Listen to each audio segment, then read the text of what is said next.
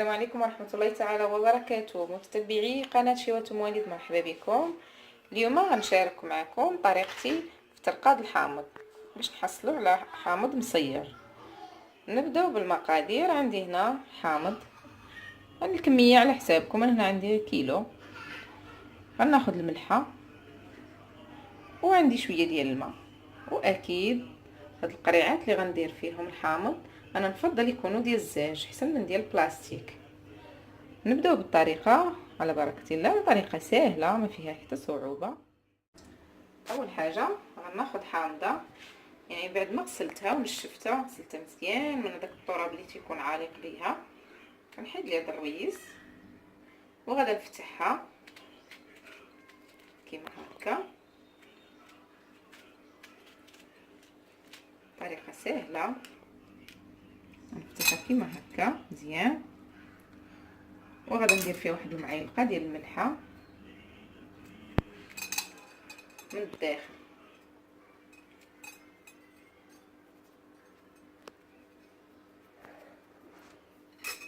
يعني غير شويه، معلقه ما عامراش.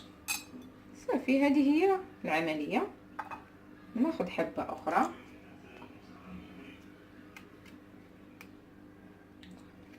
هذه الطريقه الاولى. كاين بزاف ديال الطرق لتحضير الليمون الحامض.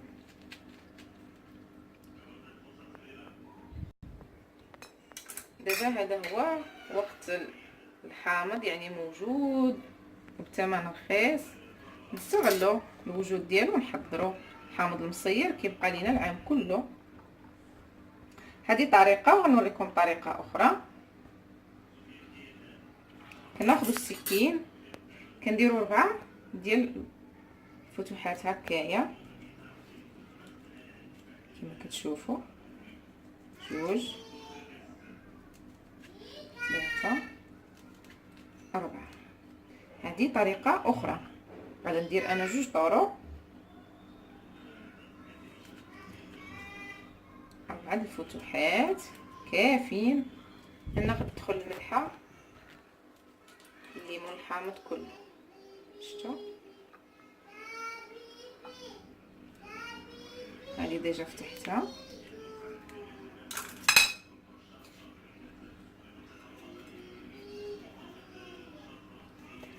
غادي نكمل هاد الطريقه، يعني النصف نديرو بهاد الطريقه والنصف نديرو بالطريقه اللي درت فيها غير الفتوحات بالسكين. اول حاجه غنبدا بهاد الحامضات اللي درت فيهم هاد الثقوب الاربعه، غنستفهم هكا في القريعه. على فكره هاد القريعات معقمين مزيان، مغسولين ومنشفين. يا اما تغسلوهم بالماء يكون سخون مزيان يعني طايب، ولا ديروهم في شي اناء وتعمروا عليهم الماء وتخليوهم يغليو شويه حتى يتعقموا. شفتوا 4 الفتوحات، ونحيدوا هاد الرويسات ونستفوا الحامضات في القريعات. هذه طريقه. كاينه طريقه اخرى سهله، انني نقسم الحامض غير على 4 ونديرها عادي.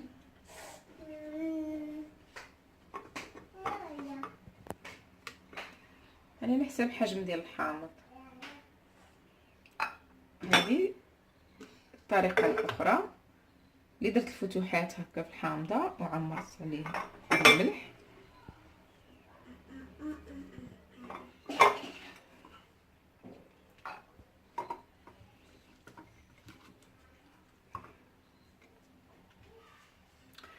دابا غنعمر عليهم بالماء.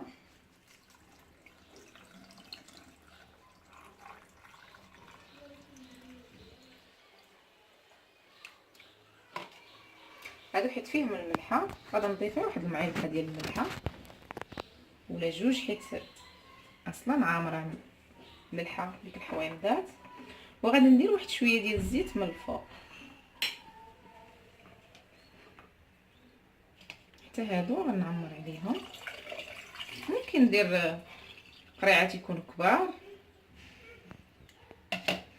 هادو غندير ليهم الملحه، غندير واحد 4 المعالق عامرين، حيت الحامض ما عامرش بالملحه، حيت فيه غير ديك الثقوب.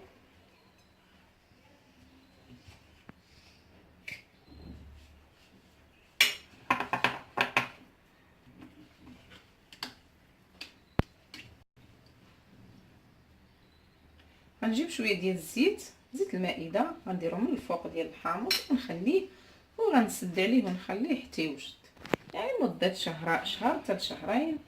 هو تيبقى يعني مده طويله، ما تيخسرش ملي يوجد نبقاو نستعملوه، ما تيخسرش. هاد القريعه اللي درت فيها الحامض غادي نحركها هكا باش يذوب هذيك المليحه. هذه هي القريعه اللي الحامضه درت فيهم غير توقو، درت 4 المعالق ولا 5 ديال الملحه. كانت هذه هي طريقتي في تحضير الحامض، الطرقات ديالو يعني الحامض المصير، طريقه ناجحه 100%، كنعتمدها دائما. كنصيب فيها الحامض ملي تيكون متواجد بكثره، يعني تيبقى ليا عام حتى العامين، يعني الحامض ما تيخسرش قد ما طولت المده ديالو قد ما تيعود زوين. طريقه سهله ما فيها حتى صعوبه ولا تعب والو، يعني الحامض والملحه يعني ما كتحتاج حتى حاجه. الى عجبتكم هذه الوصفه ما تنسوناش بالتعليق والتشجيعات ديالكم، والى فيديو قادم ان شاء الله.